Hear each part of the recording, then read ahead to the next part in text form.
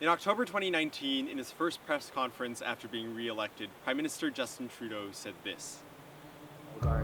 We will continue to engage with Indigenous leadership across the country, Indigenous communities, strong voices to ensure that reconciliation isn't just a word that we use. One of the most important issues surrounding reconciliation is land rights, and yet just a few months after Trudeau said these words, unrest mounted around the nation regarding plans to build a pipeline on traditional Wet'suwet'en territory in BC.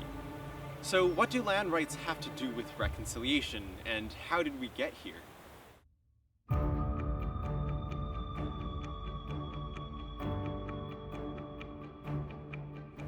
This is from a publication by the Union of BC Indian Chiefs. Every community has its own distinct history, a history of the land and people.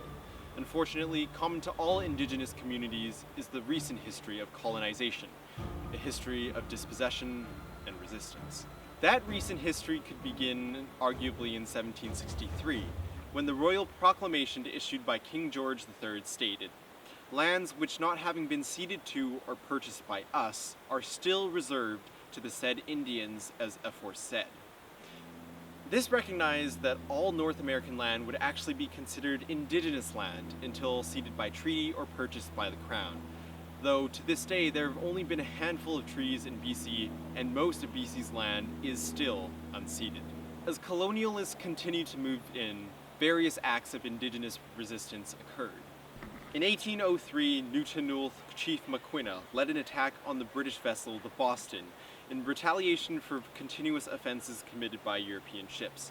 Maquina burned the Boston and killed all but 2 of its crew.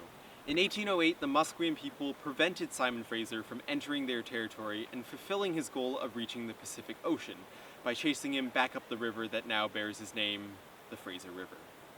When the colonial BC government was formed in the mid-19th century, they claimed the land without treaty or purchase and then surveyed and sold it to non-Indigenous peoples. In response, there were countless meetings, petitions, rallies, and protests demonstrating their opposition against the dispossession of their traditional land. SINTEN, Dr. John Elliott, a Husainite elder of the Tartla Band, got involved with land rights and title issues in the 1970s. Back in 1975, this is a kind of a resurgence of all that kind of thing that First Nations people like in BC especially. And there was a lot of things around land rights issues. We used to call it land claims. And I got working with my late brother-in-law, Philip Paul. He was working as an administrator at the Century Victoria called Land Claims Office. I was doing all the pamphlets and information around land rights issues. So I was already kind of involved with that. There was a bit of a movement happening, not just here in BC, but all in North America. I finished the tour of that stuff around BC and occupied the Department of Indian Affairs and went to roadblocks and blockading the road in Cold River. Visited all other blockades around BC, and we were drumming and singing to help support the ones that were doing their work. Other notable incidents include the Oka crisis in 1989, where a small Quebec towns planned to expand a golf course over a traditional Mohawk burial ground, resulted in a 78-day-long standoff between Mohawk warriors and police, resulting in numerous casualties. Fast forward to 2020, and the provincially approved Coastal GasLink pipeline was planned to run through traditional Wet'suwet'en territory, which is unceded. When the RCMP moved onto their land to enforce an injunction, weeks of protests ensued around the nation in solidarity.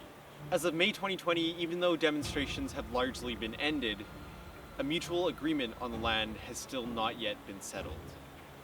John Elliott was one of those protesters earlier in the year. We're standing up for what Creator has given them to take care of. We see that it's being destroyed day in and day out. It's time enough for all people to stand up and say that's enough. Let's not destroy it till the end. It's time to do better than that. Time to do better than that. If we're going to move forward with truth and reconciliation, tell the truth first. We are home. We're we're the original people of the land. And when will justice come? When will justice come to our people? When will it come?